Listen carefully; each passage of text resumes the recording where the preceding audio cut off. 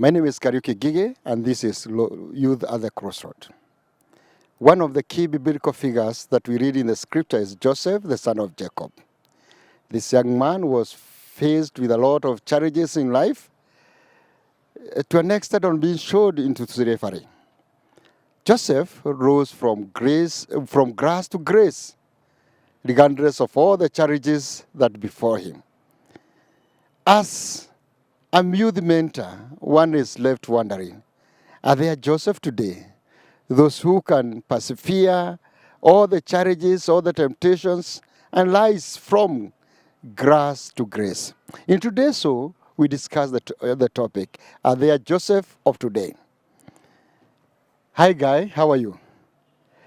To help us discuss this, so we have a host of youth from Fired. We have Kiama. How are you, Kiama? Mudoni is looking at me.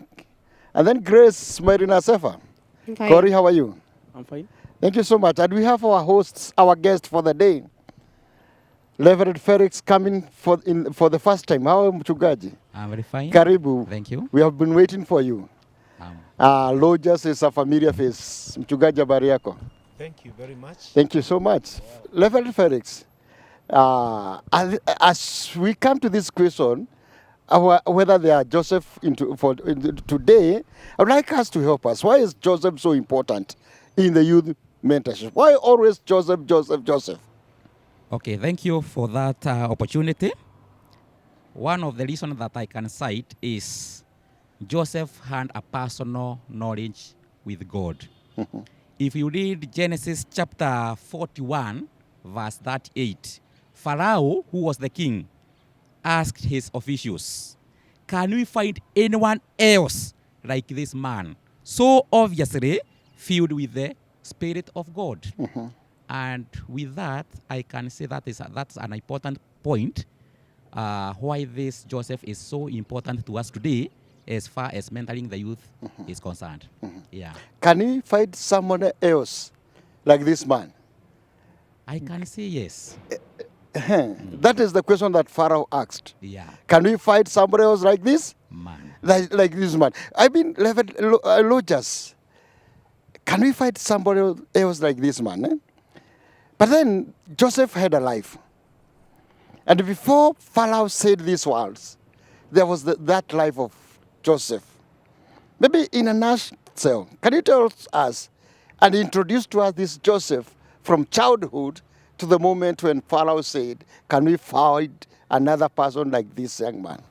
Something that is coming up very well about the story of Joseph is a young man who was set apart from others. He had not contradicted, or rather, he had not given himself to the matters of the word, like quite a number of other people that possibly were born and brought up together with him. And so the major lesson coming in here is, are there people, can we have such people who can grow like that light from the word go, that they don't compromise their faiths, they don't mix themselves up with the matters of the word, they set themselves apart, and they grow in the word of God in reference to all that what God says ought to be found in the life of a young person. And so to answer your question, I would say that they are right from the word go to growth of Joseph. We see somebody who was in the right mentorship. He had given himself to the right people to nurture his growth and development. And this sends a charge to our youth and those who are watching these. Are we able to separate ourselves and find ourselves in the right mentorship? Are we able to separate ourselves from the matters of the word? Are we able to have the word of God found in us in a way that when we are being called upon, we can't be identified as persons who are different from others?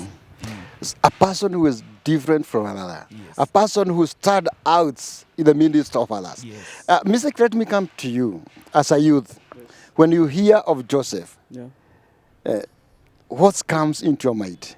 The Joseph of the Bible. I can say that Joseph was very unique. Unique by in himself. How? Because out of the sons of Jacob, he stood to be extraordinary. One, he was a dreamer. He used to dream.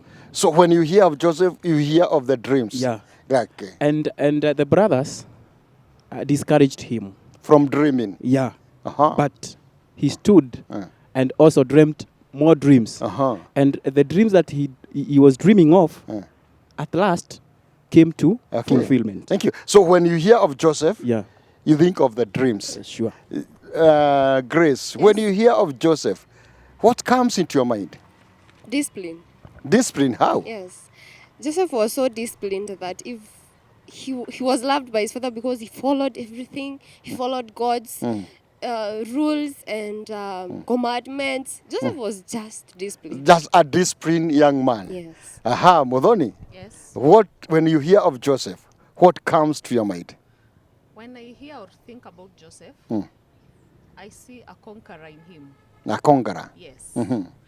Because if we would compare Joseph at that time and a fellow youth now, I think it would be a bit tricky for them to conquer what Joseph conquered. Can you give us an example of what Joseph conquered? One of the things, he conquered so much, Uh-huh. but there's this story about him and the Potiphar's wife. Uh-huh. If a youth youth is given that chance, this is let's say for example it's the president's wife in that, or a king's wife, or Or any mtu ambaye ameomoka. Uh-huh. Kama ni mwanarika currently angeona kuomoka. That's a chance. That's a Yes. golden opportunity. A golden opportunity. But he decided to see beyond that and conquer it. And he conquered that. Yes. Aha. I'm sure you people, you are listening to that. We are coming back to you. Keba, when you hear of Joseph, what comes to your mind? Spiritual? Uh-huh. Uh-huh. It's very unique because, we guys, but I excluded, Uh. you find that most guys, because they see that one as an opportunity, and they don't want to lose that kind of an opportunity. They say it's not good to lose such an opportunity. So when, for example, the way my colleague has said, that if a lady presents herself in front of a guy, he just shut off and says, this is an opportunity, let me utilize it. It comes once. Okay. Opportunity comes once. You must utilize it. You hear what the youth are saying. There was this opportunity, and and especially when how Joseph conquered this temptation, and especially when he went in the house of Potiphar. Can our youth really be able to conquer such a temptation? And Mudhoni and Kiama say this is an opportunity that may be a golden opportunity. There is a yes and a no in it. But I want to firstly far into a verse that I love sharing with young people. In the book of Titus, chapter number 2, verse 11 and 12, about the grace of God that is above all people. And this grace teaches us to say no to all ungodliness. Joseph is coming out very well as one person was able to say no to all ungodliness, to say no to these ungodliness even as it came, without giving room for negotiation, without giving room for compromise and all that. And so I would say there is a yes because we know there are remnants of young people. The young people are able to withstand and overcome all the temptations that come their way without seizing the moment. Whereas the majority of others, people would want to seize the moment, and thus we are losing generations and generations of young people because very fast they felt a need of seizing the moment. Under the justification that nobody else will know what's happening. Okay. They will still come to the altar and read in praise and worship and all that. But yet, they have compromised themselves. They have compromised their faith. And those are the majority. And they are the of people that majority. we have among our youth and teens. Okay. I want to come to you, Reverend Felix. Okay. There is this say no to all ungodliness. But I know you have been a youth minister for a long time. And when a youth is saying no, somehow in another one he is saying yes. How do you hear of that? That those who are saying yes, you may be saying no with your lips, but your body language. Why the reason Joseph is standing in a special in this story, in chapter 39 of Genesis, he was in Pharaoh's house. Yeah. So there was nobody who was seeing him. And the real test of Christianity is not when other people are seeing you. The real test of Christianity. It is not when people are seeing you. And I remember there is a time you challenged us as our BYO. Whatever you are doing when people are seeing you, can you be able to do it when nobody is seeing you? And this is what Joseph did. This is what Joseph did. Yeah. Nobody was there to witness or to say you did or you didn't do. Joseph was a man of integrity. And we started by saying he had a personal relationship With God. So he was there to please God and not to please anybody else.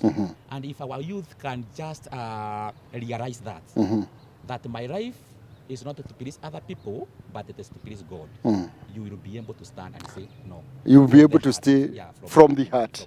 And your no will be no. And your yes will be yes. Yeah. Reverend Rogers, please. How can you qualify this no? It's a you no. I want to give an example of the current days, and give an example of Felix of possibly speak about the usual scene about relationships, the boy-girl relationship, and that is one of the areas where we are losing quite a number of our youth, a good number of young men and young girls. When a girl gets to an opportunity, or rather a young man gets to an opportunity of sexually indulging herself or getting to premarital sex, what happens mostly is, let me start with a lady. A lady is approached by someone who possibly wants a sexual advance. She's still learning, she's still young, and possibly she's found in church. Instead of saying no and running away, the no has room for sympathy, for compromise. Nile ya guys, no, mimi sitaki hizo mambo, ni za watu wazima. Lakini you're like giving room for compromise. Yes. In the case of young men, they don't want to say no and run away. They want to, their no is not the no that comes from the heart. Is that no that is cosmetic.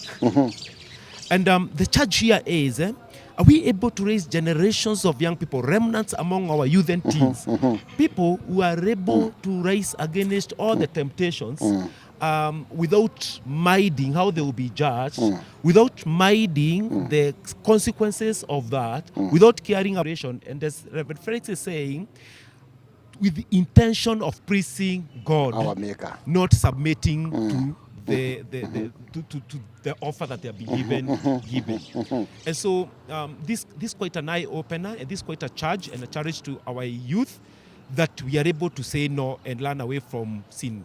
Titus chapter number 2, verse 11 and 12 is saying, the grace of God that brings salvation has come upon us. It teaches us to say no to all ungodliness and pursue righteousness. That we don't just sit and wait for righteousness to come our way. We are the ones who pursue that what is worthy, what is godly, that what is noble and can be trusted. Are we able now to pursue it? Are we able to pursue it? Are we able to say no? One of the youth said that Joseph was a dreamer.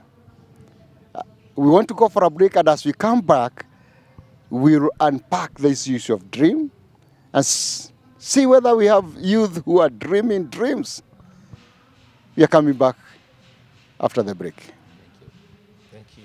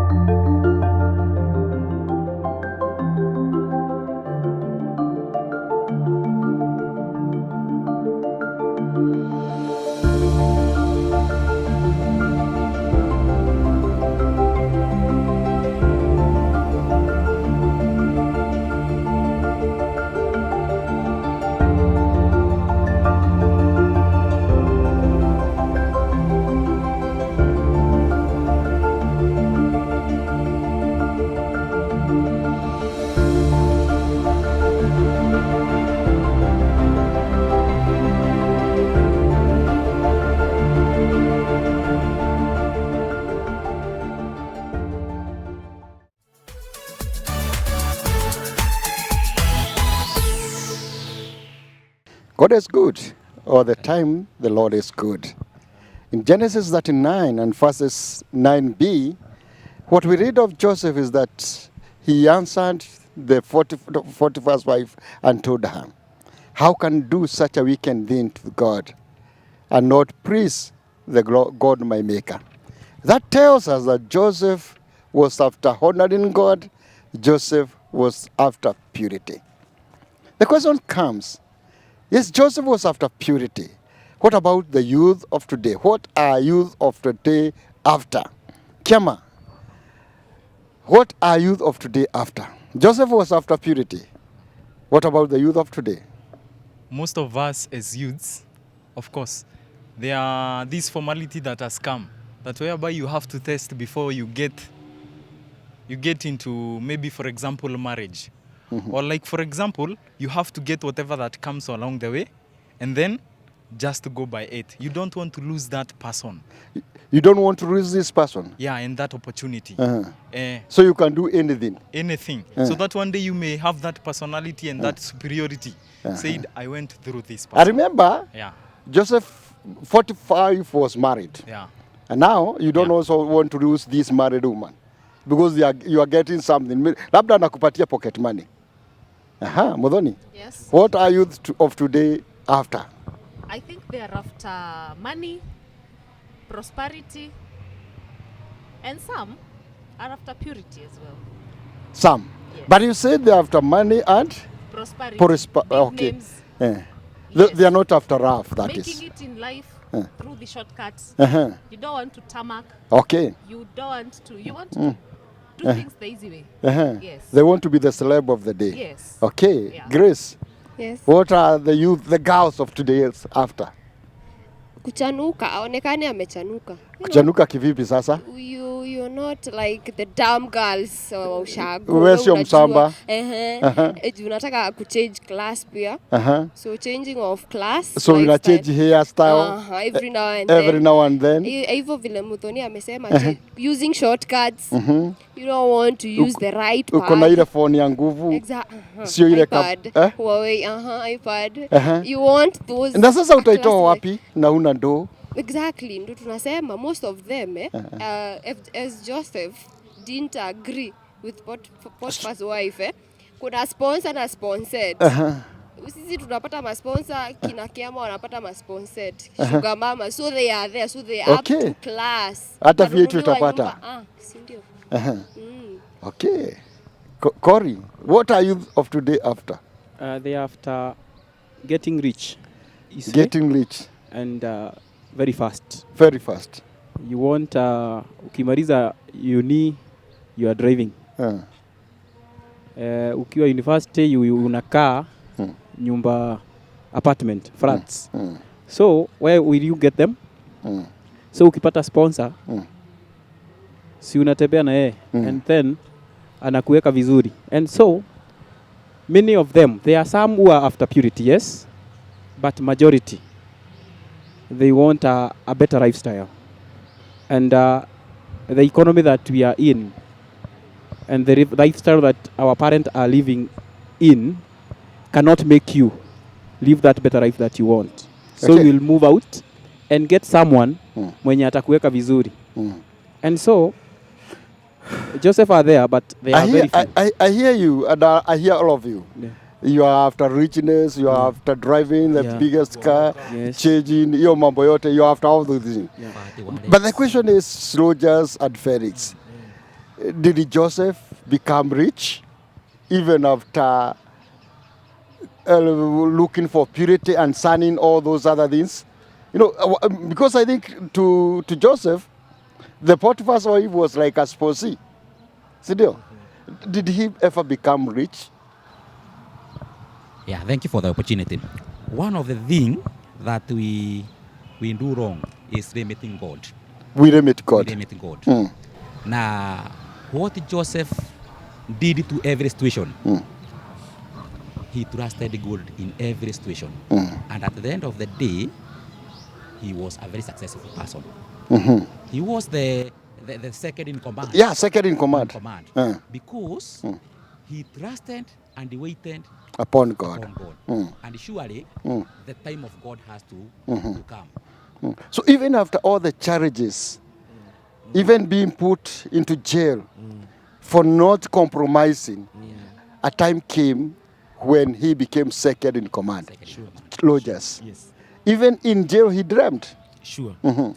No, there is something I'm gathering out of this, and thank you so much, Reverend Felix, for that exposition, that whatever comes of God may tally. And even before it comes your way, you may go through quite a number of challenges, including in the case of Joseph's imprisonment, rejection, and all that.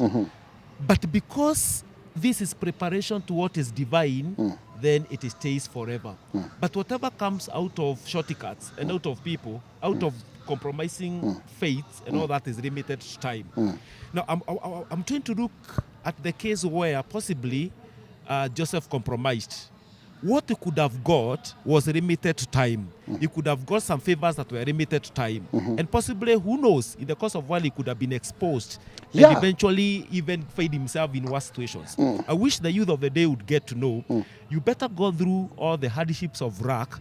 You better look at that like a village girl or village boy. Msamba. Yeah, and eventually wait upon God that the blessings of God may come at their own time. Let me give an example just before I give it back to you. When we were young and growing, some of us separated ourselves and learned to church and joined Sunday school and all that. There are quite a number of young people, both boys and girls, who had found shortcuts, who had found easier ways to go. They had found people out there who were offering them the money to buy the trousers. I remember the favorite trousers of our time was Savuko and the DH shoe and the Baruboro t-shirt, and they looked good. Sisi hatuka tumechanuka, according to them. Lakini ni wao wameshanuka. Many years later, many years later, I'm meeting these guys. Some of them are older than their own parents. Of course, they tell you to give And them I'm 10 saying bob. it was not in vain that I separated myself and purpose to pursue godliness, Godliness. and pursue purity. Yes. Okay, I want to come to you, Felix. When we had the youth talking, wanataka kuwa rich mapema sana. Wanataka kutajirika mapema sana. And therefore they get this rich young guy, this not necessarily young, na wanawapatia pesa. Jamani, kuna kitu ya bure duniani hii. Does the devil have anything for free? Nothing is for free. And the cheap is also costly. The cheap is also costly. You know, if I go back a little bit, in chapter 41 of Genesis, the verse I quoted, Pharaoh asked, can we find a man like this who is filled with the Spirit of God? That is chapter 41. And remember, in chapter 39, Joseph is falsely accused by the Pharaoh's wife. So in the chapter 41, it's like kind of Pharaoh is giving a testimony on behalf of Joseph. Of Joseph. So when you stand, you will not testify on your behalf. Others will stand and say, surely this young man, this young girl can stand. Okay, can stand.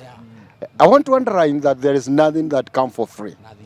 Now, whatever you get from the devil, and actually, the work of the devil is to steal, kill, and destroy. Now, in order to steal, the devil will use baits. Kama vile tunaita kuku na mahindi, will use baits. So some of these are baits to pull that he may steal. Kachipo. Yes, kachipo, kuna venye, kuna samosa, outing, road shows, road tours, and all that. Birthday treats. Birthday treats, kuomoka na rieng, whatever that means. Do I even know? Now, that's a bait. That's a bait. Once you kiingia kwa box, now that you have been stored, you'll be destroyed and eventually killed. And that is why we've had cases of sijui mshana fulani ameua wa wapi, sijui nani ameua wa wapi, and all that. If you looked at their lifestyle before the murder happened, they were living the fresh lifestyle. The consequences? Death. The consequences are death. And remember, on that, there is nothing for free. There is a story you keep on telling us, a very moving story. I was, there were the ones you use. Surely, I was stupid. That is what you say. Yeah. Because of relying on free gift. So when our youth want to get rich, mapema, instead of getting rich, they die. And if you don't die, if I come back to your story, you lose your eyesight, you lose one of your breasts. Uh-huh. You remember the story? Yes, now I remember the story now. I was beginning There with is something to lose. There is something There is to still lose. something you lose. Oh, you can also lose your integrity. And actually, there's Let us come back to this. How can we help our youth to live the Joseph of today? How can we help the youth that we have today to live the Joseph of today? Thank you so much, my host, for that. One of what young people ought to know is that if you're to get to greatness, you must separate yourself from the standards of others. There are things that other people do and you ought not to do. Separate. Principles. 2, and actually this should have been first, subscription to the divinity of God. It's all about God, the author and the finisher. It's all of about your God. faith. Are you able to give yourself to God? Unaweza kaa kama hujachanuka, unakaa kama umetupa bao, but it is not in vain. Then from there, come up with principles and have dreams about your lives. What are the steps that you're saying I must go through in order to get to my destiny in life? For instance, I must first go through education. I must first go through milestones of life. Set life goals. Life goals. Yeah. When you're using staircases, should you think of jumping from stair number 1 to stair number 10 because you are very fast and you're late? What will happen? You fall down, miss a stair, get dislocated, have pain, your trousers will be torn, you get embarrassed. Why don't you follow the staircases by and eventually you get there? Okay, The God's way. The God's way. Okay, Reverend Felix, continue with the God's way. How can we help this youth to be the Joseph of today? one of the things, be yourself. Be yourself. Be yourself. And when you are yourself, you will reach your destination. Yeah, be yourself. Let others who are run ahead of you. The issue is to get to your destination safely and when you are healthy. And when you are healthy. You just need to be yourself. Be yourself. And do not imitate them. No. Do not be yourself. Do not imitate them. I wish we have time, but my director is telling me that our time is learning and learning. I don't know what we are going to do. You are a youth, and also you mentor youths. Maybe you have a word to the youth that you mentor as a youth chair of your parish. I would like to advise the youths and tell them that, of course, you have to go according to how things are. All what I mean is by everything has got its purpose, and we have to find its own purpose. Let us not just rush through things and eventually find ourselves into things that are haywire. So let us find everything's purpose and go in the godly way. Thank you. Let me come to Modoni. Let's help this young girl who is learning after this Mafiate. Tutamsaidiaje? What I'll tell her is that everything happens for a reason, and that reason causes change. Sometimes it's hard, sometimes it hurts, but everything worketh for good to those who trust in the Lord. Thank you. Thank you. Yes, Grace. I'll say when time is right, God makes everything beautiful. He'll beautify your life irrespective of what. So just follow God's way. God is the beginning and the end. So He's seeing you all the way. So trust in Him, trust in His track, and you're going to end up there. When time is right. Yes. When time is right. Yes. Nishek, when time is right. You have your last chance to talk to the youth who are listening to you. Thank you so much. I can tell the youth that there is a term that is used in marketing field, that everyone has his or her own unique selling point. Remain unique. Remain unique. If you are discouraged because that you watasema we ni mshaba, kuwa mshaba, knowing that tomorrow might be bright for you. As one of our mentors said, that usikimbilie maisha, because many youths are running for greatness. They don't want to achieve those greatness. Achieve your greatness and you will enjoy. Thank you. God bless you. Thank you. Let's hear from our guests. This is your parting shots as your final advice to the Josephs of today. Reverend Felix. What I can say, Joseph was a young person, and he was able to rise from slave to a ruler. So everything is possible if only we rely on God. We be ourselves, we rely on God, and then we be persistent in life. Thank you. Lonjas. Yes. I would charge, encourage my younger brothers and sisters, the youth and teenagers of the day. If only you are to be great in this life, if only you are to be used of God, if you only to fight favors, separate yourself from others. Dare to be different and pursue godliness. Wenye wanakuambia hujachanuka, si vile hujachanuka, ni wao wamesha nuka. Usikubali kunuka. Asante. Ni wao wamesha nuka. Much has been said, and mine is just to encourage you. Be the Joseph of today. Mahatma Gandhi said that true beauty is in the life of purity. Pursue purity and you live a better life in the future. Do not worry whether they laugh at you, hata wakikuita msamba, hata wakuambie nini. It is today they are talking, tomorrow they will be silent. At a time, Joseph was quiet when they were accusing him, when he was being tempted. But a time came when they became quiet, when they became silent, and Joseph talked. Your time to speak is coming.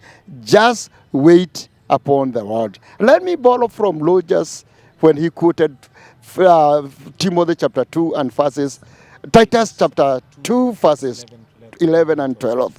The grace that the Lord has given us power to say no to all sort of ungodliness. Stand and say no to all form of ungodliness. God bless you. Let's connect again next week at time like this. I am Kariuki Gigi.